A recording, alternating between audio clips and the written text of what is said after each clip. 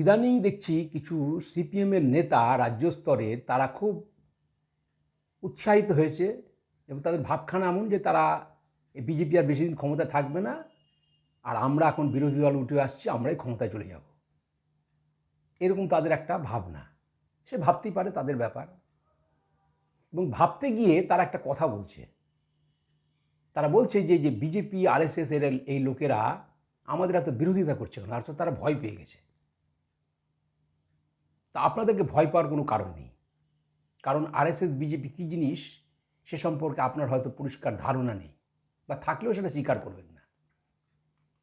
প্রথম কথা হচ্ছে, আরএসএস আমাদের দেশে একটা নিবিড় সংগঠন আছে। একবার জয়পাল রেড্ডি মন্তব্য করেছিলেন যে এই দলটা যদি একবার ক্ষমতায় আসে না তো 50 বছর এরা যাবে না।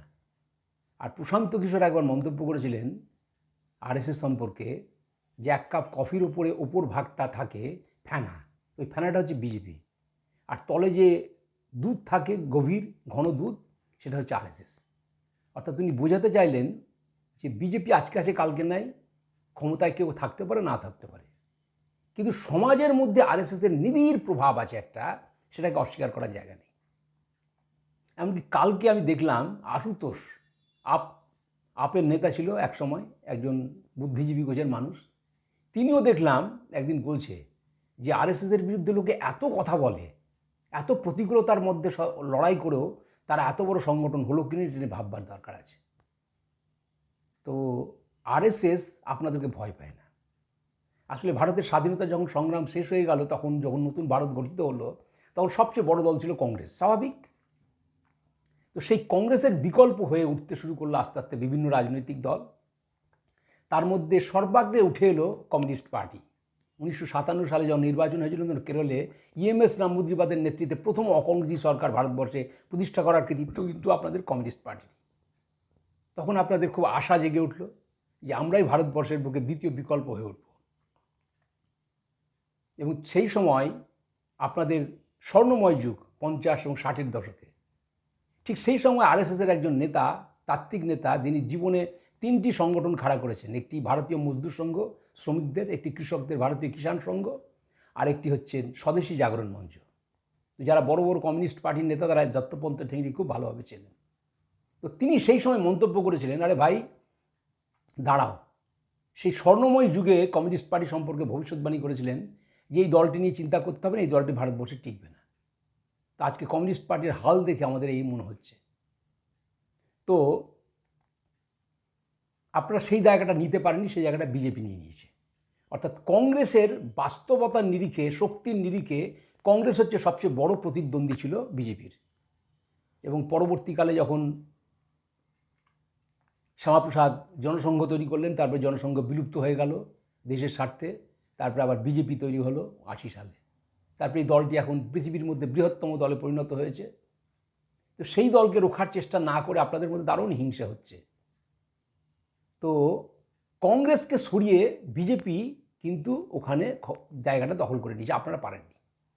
অর্থাৎ গণতান্ত্রিকভাবে যেই জায়গাটা কমিউনিস্ট পার্টি নেওয়ার কথা ছিল সেটা বিজেপি নিয়ে নিল, আপনারা পারলেন না, ব্যর্থ হলেন।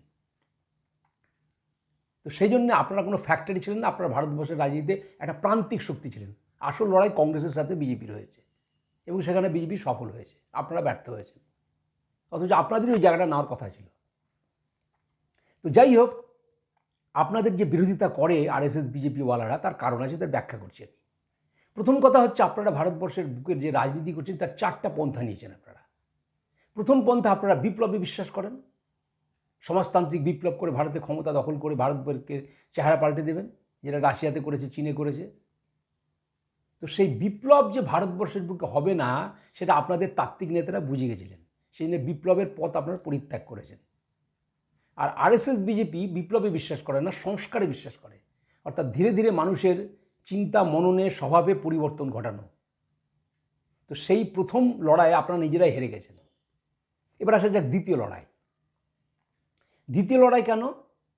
দ্বিতীয় লড়াই হচ্ছে গণতান্ত্রিক লড়াই। অর্থাৎ আপনারা যখন বললেন যে পার্লামেন্ট হচ্ছে শুয়োরের খোয়ার, তারপরে যখন দেখলেন যে গণতান্ত্রিক উপায় ছাড়া এদেশে রাজনীতি করা যাবে না, তখন ওই বিপ্লবের পথ পরিত্যাগ করে আপনারা গণতান্ত্রিক প্রক্রিয়াতে চলে এলেন, ভোটের রাজনীতিতে। সেই ভোটের রাজনীতিতে কিন্তু বিজেপির কাছে আপনারা হেরে গেছেন। আজকে বিজেপি ভারত নয় গোটা বিশ্বের মধ্যে সবচেয়ে বড় দলে পরিণত হয়েছে। 55 বছরের আপনাদের থেকে পার্টির পরে জন্ম হয়েছে আর আপনাদের 100 বছর ধরে আপনাদের পার্টির হালত কি আমরা দেখতে পাচ্ছি। অতএব গণতান্ত্রিকভাবেও লড়াই করে বিজেপির সাথে আপনারা পারেননি, হেরে গেছেন। এবার আসছে তৃতীয় লড়াই, যে লড়াইটার জন্য আরএসএস বিজেপি আপনাদেরকে এত বিরোধিতা করে। অর্থাৎ আরএসএস তাত্ত্বিকভাবে আদর্শগতভাবে আপনাদেরকে বিপজ্জনক মনে করে, আর আপনারাও ঠিক আরএসএসের ইডিওলজিকে বিপজ্জনক মনে করেন। সেজন্য আদর্শগত লড়াইয়ের জন্য আপনাদের আরএসএস বিজেপির এত বিরোধিতা, আর আরএসএস বিজেপিও সিপিএমের বা কমিউনিস্ট পার্টির এত বিরোধিতা করে। সেই লড়াইটা চলবে, সেই লড়াই কিন্তু আপনারা হারছেন। অর্থাৎ লেখা পড়া, তর্ক বিতর্ক করা, বই লেখা, আলোচনা করা, বিতর্ক সভায় এখন আরএসএস বিজেপির পক্ষে প্রচুর উচ্চশিক্ষিত বুদ্ধিজীবী গোছের লোকেরা লড়ছে এবং আপনারা সেখানে পরাজিত হচ্ছেন। এমনকি বিজেপির একটা বাচ্চা ছেলে, ওই তেজস্বী সূর্য, 28 বছর বয়সে প্রথম এমপি হয়েছিল, আপনাদের মোহাম্মদ সেলিমকে না নাস্তানাবুদ করেছিল একজন বিতর্কেতে। তো সেখানেও আপনারা হারছেন। আর সর্বশেষ যেটা লড়াই সেটা হচ্ছে পেশি শক্তির লড়াই। আপনারা ভারতবর্ষে খুনের রাজনীতির আমদানিকারক।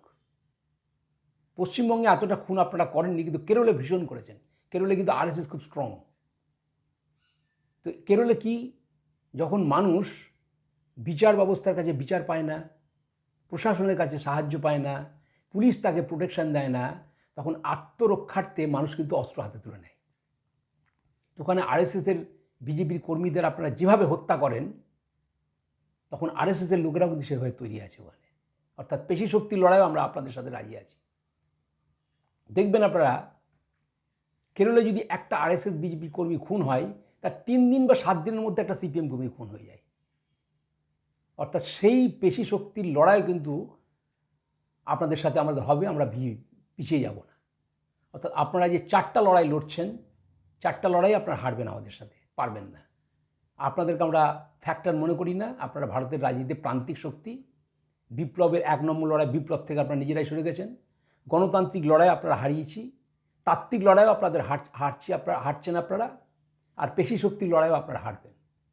অতএব 4টে শক্তির বিরুদ্ধে আমরা লড়াই করে প্রতিকূলতার সাথে বেঁচে আছি এবং আমরা জয়ী হচ্ছি, আপনারা হেরে যাচ্ছেন। সুতরাং আপনাদেরকে আমরা শক্তির নিরিখে ফ্যাক্টর মনে করি না। ভারতের রাজনীতি আপনার একটা প্রান্তিক শক্তি, কিন্তু তাত্ত্বিক লড়াইটা হবে এই কারণেই, যেহেতু আমরা মনে করি আপনাদের যে মার্ক্সবাদের চিন্তাধারা সেটা ভারতবর্ষের পক্ষে ক্ষতিকারক, বিপজ্জনক। সেই জন্য আপনাদের সংখ্যা কম থাকলেও আপনাদের বিরুদ্ধে এই লড়াই আমাদের চলবে। দেখা যাক, এই 4টা লড়াইয়ের মধ্যে একটা তো পরিত্যাগ করেছে, 3টে লড়াই চলছে। দেখে যাক, দেশবাসী ঠিক করবে কে ভালো কে মন্দ, কে কাকে পছন্দ করে, কারা ভারতের রাজনীতিতে টিকে আছে। ভবিষ্যতে লড়াই হবে। নমস্কার।